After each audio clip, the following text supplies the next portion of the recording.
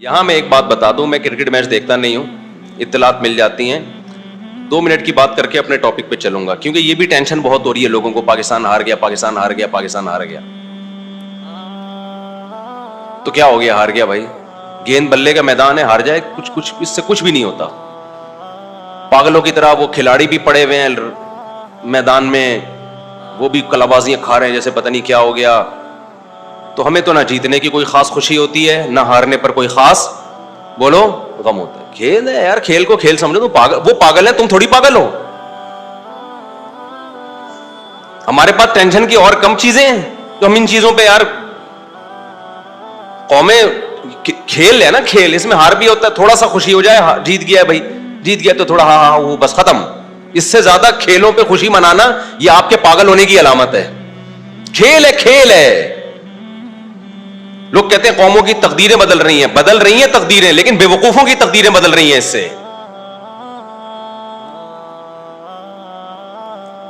जब बेवकूफों ने इसको इतनी वैल्यू दे दी है ना, बेवकूफ लोगों ने, तो उनकी तकदीरें यकीनन बदलेंगी इससे। लेकिन अक्लमंदों की सेहत पे इससे कोई फर्क बोलो नहीं पड़ता। आप साइंस टेक्नोलॉजी के मैदान में हार गए हो, इस पे रोते हुए अच्छे लगते हो। आप मैदान जंग में हार जाओ, इस पे रोते हुए अच्छे लगते हो। आप इकोनॉमिकली मईशत के मैदान में हार जाओ, इस पे रोते हुए अच्छे लगते हो। हमारा भी दिल चाहता है रोने का। जब बिजली का बिल आया ना, तो यहां तो मैं हंस रहा हूं, आपको क्या पता मैं बंद कमरे में कितना रोया हूंगा जाके। सभी रोए हैं ना, कोई मेरे अकेले की बात नहीं है। इस पे रोता हुआ अच्छा लग रहा है कि अबे इतना बिल तेरा बाप देगा क्या। वो आ गया था कि इलेक्ट्रिक वाला बिजली काटने के लिए, तो हमारे लड़कों ने बोला इतना बिल तेरा बाप देगा क्या। खैर वो तो काट के चले जाते हैं। मैं तो सोच रहा हूं कि जड़ से उड़ा दो बिजली का कनेक्शन यार, अंधेरों में रहो, अंधेरों में। एक आदमी का किसी गांव से फोन आया, मुफ्ती साहब पूरे गांव की बिजली कट गई है, कुछ ज़कात सदका भेज दो अल्लाह के नाम पे। सोलर प्लेटें लगानी है मैंने, सोलर प्लेटें। मैंने कहा देखो खाली तुम्हारी बिजली कटी होती ना, बाकी गांव वालों की नहीं कटी होती, तो समझ में आता हम ज़कात दे देते, आप सोलर प्लेटें लगा देते।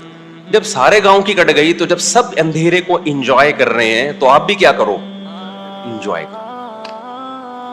अब वो होशियार हो गया कि अगली दफा ज़कात मांगने के लिए स्टाइल क्या करना पड़ेगा, चेंज करना पड़ेगा। ये वाला स्टाइल से काम नहीं बना।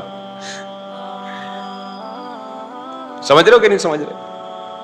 किसी ने मुझसे कहा कि पूरे गांव में कुर्बानी नहीं होती, गोश्त ही नहीं आता। मुफ्ती साहब हमारे घर भी नहीं हो रही, सब जगह होती तो गोश्त आ जाता। मैंने कहा जब पूरे गांव में ही नहीं हो रही तो फिर आपके भी नहीं हो रही। या तो ना सारे खा रहे होते आप बेचारे, तो जिस गम में सब बराबर के शरीक होते हैं, वो गम फिर गम नहीं लगता। तो होना ये चाहिए कि इलेक्ट्रिक वालों को बोलो कि पूरे महल्ले की बिजली क़यामत तक के लिए जड़ से खात्मा कर दो इसका।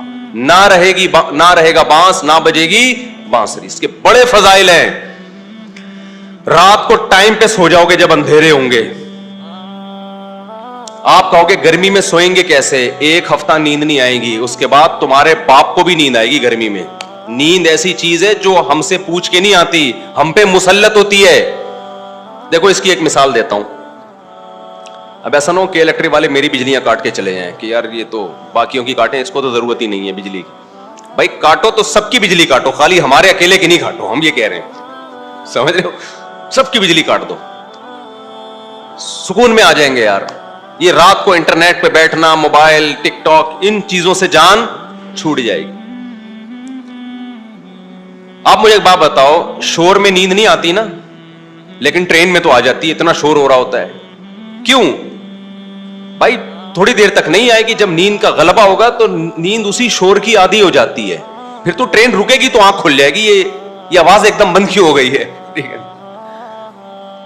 तो ये जो गर्मी में नींद नहीं आएगी, 4, 5, 6 दिन नहीं आएगी, उसके बाद बॉडी उसी की आदी हो जाएगी, बॉडी उसी की आदी हो जाएगी। देखो मैं पंखों का आदी हूं, एसी का आदी नहीं हूं, तो मैं पंखा ही चला के सोता हूं। मुझे पंखे की जो आवाज है ना, डंग डंग, और जितना पुराना पंखा होगा उतनी अच्छी नींद आती है मुझे।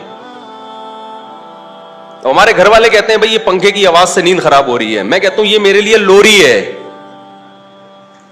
और जितना पुराना पंखा होता है मुझे नींद उतनी अच्छी आती है, क्योंकि अच्छा पंखा होगा उसमें आवाज कम होगी। पुराना पंखा डंग डंग डंग डंग ऐसे आवाज आ रही है, डंग डंग डंग, वो पुराना जमाना मुझे याद आता है यार। वंस अपॉन अ टाइम इस तरह के पंखे हुआ करते थे।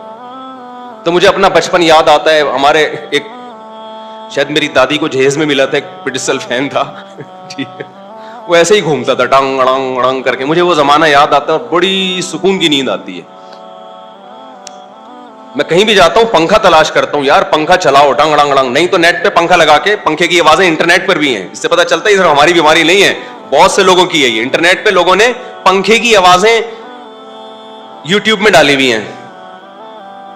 तो जिस चीज का अपनी बॉडी को आदी बनाओगे भाई, वो आदी बन जाएगी।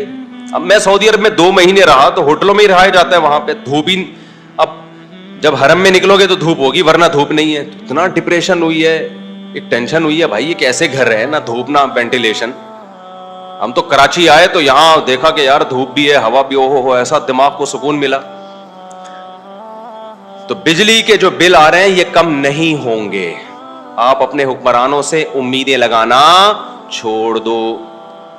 उसका हल यह कि कोई पत्थर से ना मारे मेरे दीवाने को, बम का जमाना है उड़ा दो साले को। तो एक एक करके कनेक्शन ना काटो मेरे भाई, पूरे मुल्क की एकदम से बिजली उड़ा दो।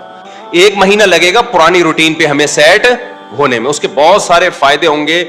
जल्दी सोएंगे, सुबह जल्दी उठेंगे और पसीना निकलेगा। आप पसीना निकलना इतना, देखो गर्म इलाके के लोगों की उम्रें लंबी होती हैं, ठंडे इलाके के लोग वैसे लाल टमाटर होते हैं, उम्रें बहुत कम होती हैं।